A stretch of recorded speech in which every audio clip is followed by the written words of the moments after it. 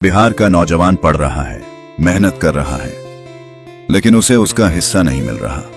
सरकारी नौकरियां निकाली जाती हैं, लेकिन सीटें भरते हैं दूसरे राज्यों के अभ्यर्थी। टीआरई 1 से लेकर टीआरई 3 तक यही कहानी दोहराई गई। हमने विधानसभा में सरकार से पूछा, बिहार के युवाओं के लिए डोमिसाइल नीति क्यों नहीं लागू होती? जब हर दूसरे राज्य में स्थानीय युवाओं को प्राथमिकता दी जाती है, तो बिहार के साथ यह सौतेला व्यवहार क्यों?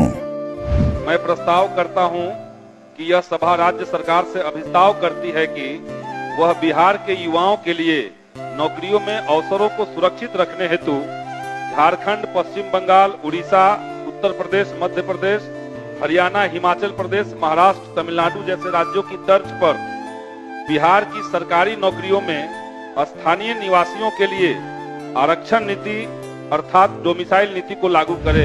सरकार से पूछा, डोमिसाइल क्यों नहीं? तो भाजपा जदयू सरकार ने साफ इनकार कर दिया। और इस तरह के नियम को दूसरे राज्यों के देख के लागू करने का तो विचार नहीं है, लेकिन और जब हमने सवाल उठाया तो युवाओं के सपनों को कुचलने का ही आदेश दे दिया गया। सरकार ने बहस तक नहीं कराई और इस नीति को खारिज कर दिया गया। टीआरई 1 के समय सरकार ने डोमिसाइल लागू किया था। बता रहे जब लागू हो सकता है एक बार, उसका भी क्लैरिफिकेशन जा रहा है, मत भी हो रहा है। अभी अपना प्रस्ताव वापस सरकार के सकारात्मक जवाब कालू में क्या संकट? सकारात्मक जवाब कहाँ है? पड़ोस के राज्य में है, बिहार के लोग बाहर अप्लाई नहीं कर सकते हैं। ठीक है, मैं और सब रखता हूँ। जो इस प्रस्ताव के पक्ष में यहाँ कहें, वोटिंग करवा दिया जाए। करा रहे हैं। जो इस प्रस्ताव के पक्ष में यहाँ कहें, जो इस प्रस्ताव के विपक्ष में ना कहें।